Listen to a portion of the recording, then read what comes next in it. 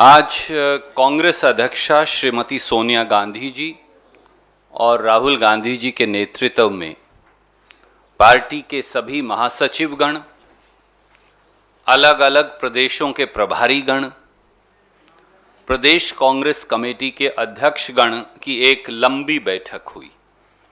उस बैठक का केवल सार मैं आपको बताऊंगा। बैठक में सर्वसम्मति से 3 बड़े निर्णय लिए गए। पहला निर्णय, एक विशाल कांग्रेस पार्टी का सदस्यता अभियान प्रिंटेड फॉर्म्स और डिजिटल दोनों के माध्यम से 1 नवंबर 2021 से 31 मार्च 2022 तक चलाया जाएगा।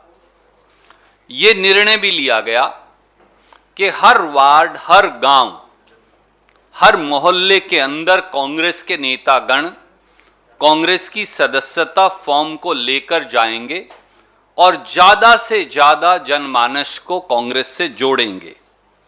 ये निर्णय भी लिया गया कि आज के दिन जब अनुसूचित जाति, अनुसूचित जनजाति, पिछड़े वर्ग, अल्पसंख्यक, महिलाएं सरकार की बेरहम नीतियों की मार झेल रहे हैं, तो कांग्रेस के सदस्यता अभियान को उस पीड़ा से जोड़ा जाएगा और बाकायदा इस बात के लिए जागरण किया जाएगा, जागृति पैदा की जाएगी कि पेट्रोल के दाम, डीजल के दाम, रसोई गैस के दाम, खाना पकाने के तेल के दाम, सब्जियों के दाम, दूसरी खाद्य वस्तुओं के दाम, और जिस प्रकार से अफरा तफरी का अर्थव्यवस्था का माहौल है जिसमें करोड़ों बेरोजगार हो गए हैं और युवाओं के लिए रोजगार नहीं, उसका एक ही सॉल्यूशन है, एक ही हल है, और वो है कांग्रेस पार्टी के सदस्यता अभियान से जुड़ना। कांग्रेस के सदस्यता अभियान से जुड़िए, कांग्रेस की नीतियों से जुड़िए, भाजपा से निजात दिलवाइए देश को और इसे देश का सबसे बड़ा सदस्यता अभियान बनाइए। दूसरा पहलू, जिस प्रकार का नफरत, बंटवारे और एक दूसरे को लगातार छीछा लेदर करने, वो सोशल मीडिया हो जहां मीडिया के साथियों को भी सही बात कहने से गंदी गालियां दी जाती हैं, वो सामाजिक ताना बाना हो जहां एक हिंदुस्तान के एक बॉलर को उसके धर्म के आधार पर प्रताड़ित किया जाता है, वो आम जनमानस हो, अगर वो मोदी जी या भाजपा की नीति पर सवाल खड़ा कर देगा तो उस पर एफआईआर दर्ज करवा महीनों तक जेल के अंदर ठूस दिया जाता है। एक पूरा जो नफरत का वातावरण है, उस नफरत के वातावरण को जिसमें हिंदुस्तान के संविधान और प्रजातंत्र दोनों पर हमला है, उससे लोहा लेने के लिए एक वैचारिक जंग का ऐलान, एक वैचारिक लड़ाई का ऐलान ट्रेनिंग प्रोग्राम्स के माध्यम से कांग्रेस पार्टी ने करने का निर्णय लिया, जिसमें प्रदेश और देश के सबसे बड़े नेता भी शामिल हों और साधारण से साधारण कार्यकर्ता भी शामिल हो। और तीसरा पहलू था एक व्यापक जमीनी आंदोलन। कांग्रेस अध्यक्षा के नेतृत्व में खास तौर से राहुल गांधी जी ने जो बात इस पूरी बैठक में कही, ये निर्णय लिया गया कि केवल एक रास्ता है और वो रास्ता है एक व्यापक जमीनी आंदोलन। कांग्रेस पार्टी ने उसे जन जागरण अभियान का नाम दिया है, एक नई जागृति जनता में पैदा करने का। और 14 नवंबर से लेकर 29 नवंबर 2021 तक पहला चरण इसका हमने लागू करने का निर्णय किया है। दूसरे चरण की घोषणा बाद में करेंगे और उसमें इन सब बातों पर लेकर डूबती अर्थव्यवस्था, जाती नौकरियां, कटती तनख्वाहें, बंद होते उद्योग, लुटते छोटे छोटे दुकानदारों के धंधे, पेट्रोल, डीजल, गैस आम जनमानस की पहुंच से बाहर, खाना पकाने के तेल से लेकर खाना खाने की सब वस्तुएं आम आदमी के बजट से बाहर, इन सब को लेकर एक व्यापक जन जागरण आंदोलन की शुरुआत करने का आह्वान किया और जिसमें सब लोग हिस्सा लेंगे। आखिर में कांग्रेस पार्टी की इस विशेष बैठक ने, जिसमें पूरे देश के नुमाइंदे थे, उन्होंने यह स्वीकार किया कि आज भाजपा आरएसएस का नफरत और बंटवारे का एजेंडा जो है, उससे भारत का प्रजातंत्र खतरे में है।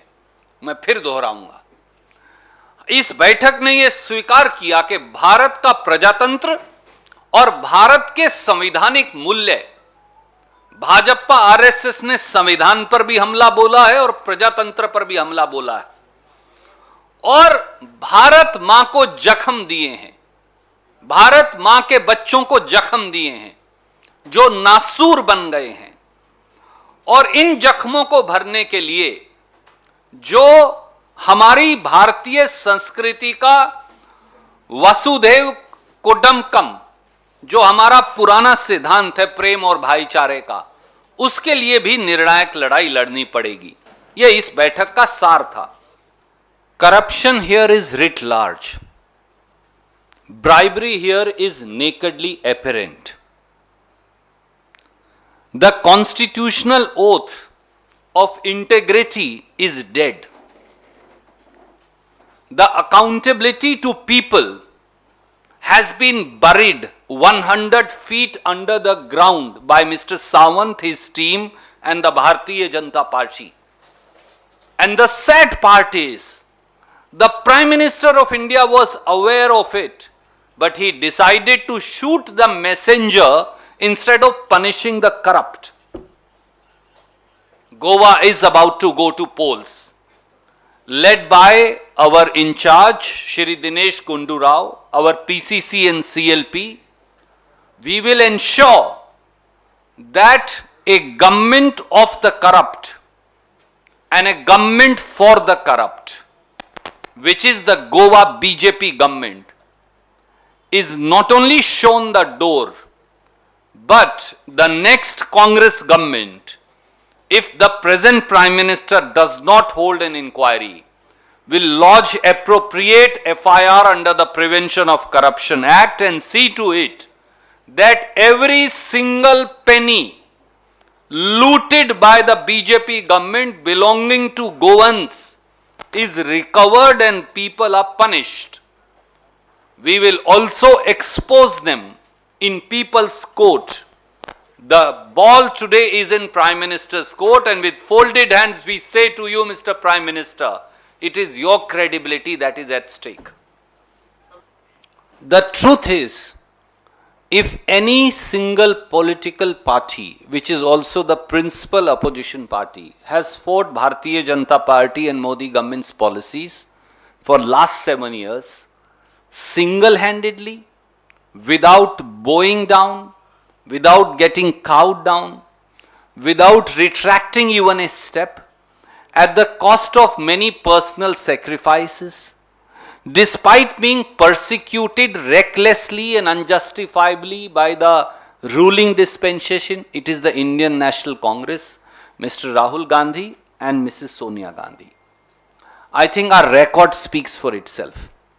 Opposition parties, whenever they get ED notices, whenever their leaders are summoned to ED offices or CBI offices unjustifiably, I agree that that's also part of a persecution plan.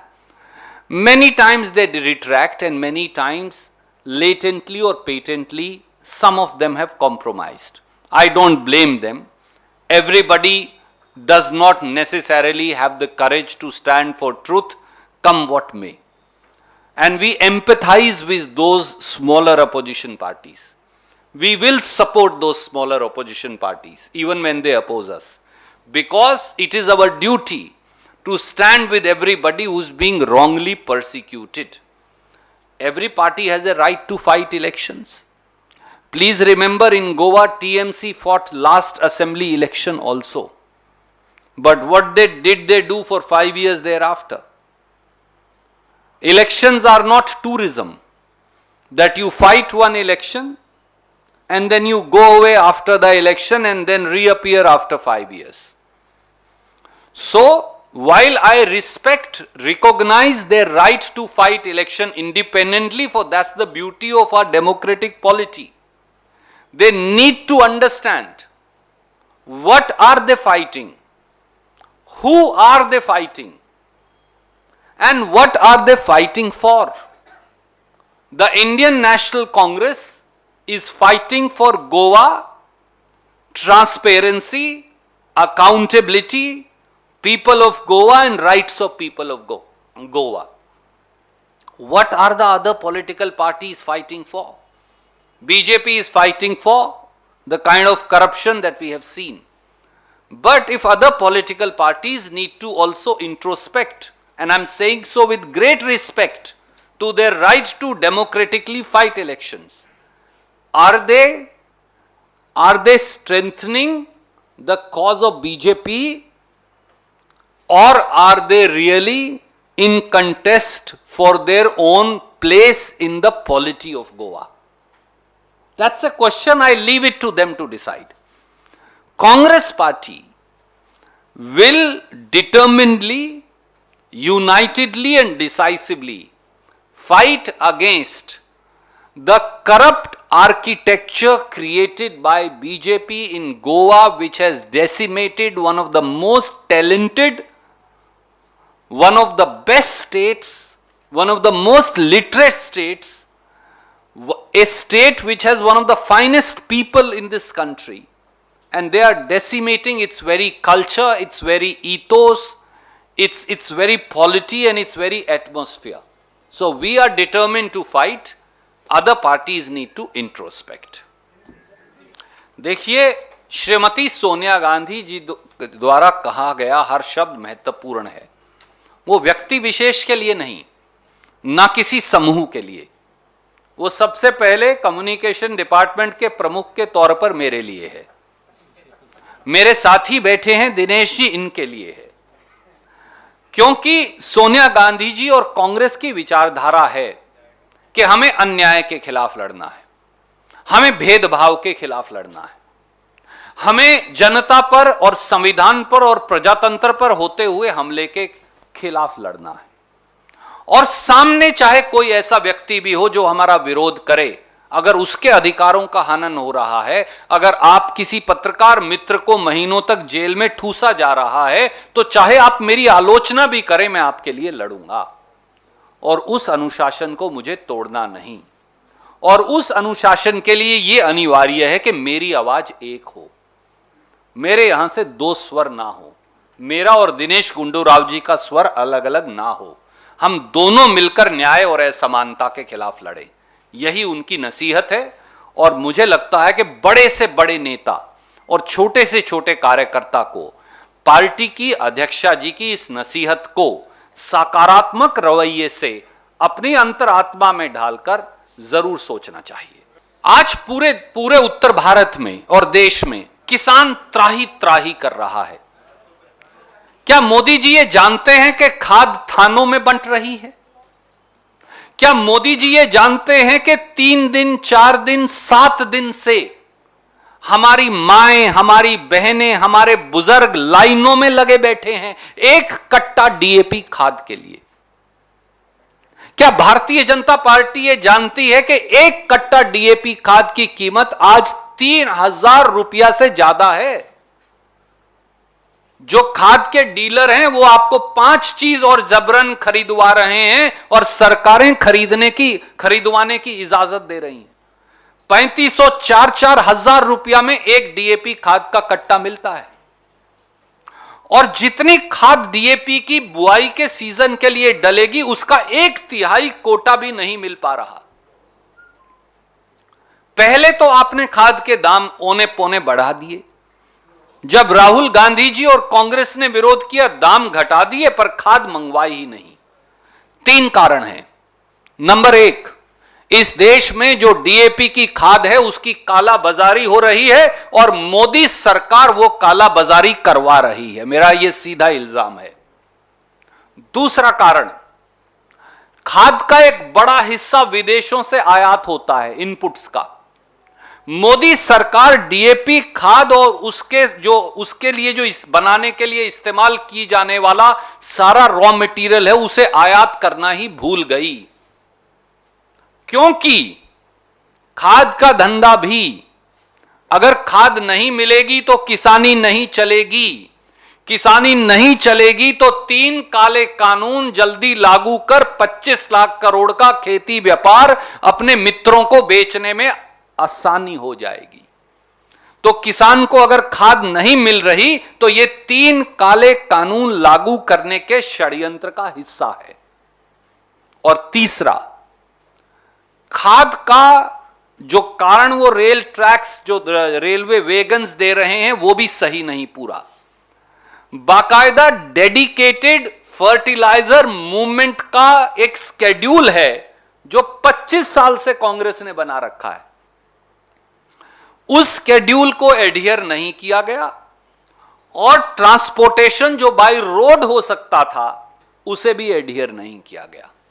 तो इन तीनों कारणों से हिंदुस्तान में डीएपी खाद की आर्टिफिशियल कमी की गई है। आखिर में लक्ष्य केवल एक है, किसान को मारो और मित्रों को जिताओ। पर मोदी जी, इस किसान को माफ कीजिए, कोई हरा नहीं पाया, क्योंकि भगवान किसान के साथ है।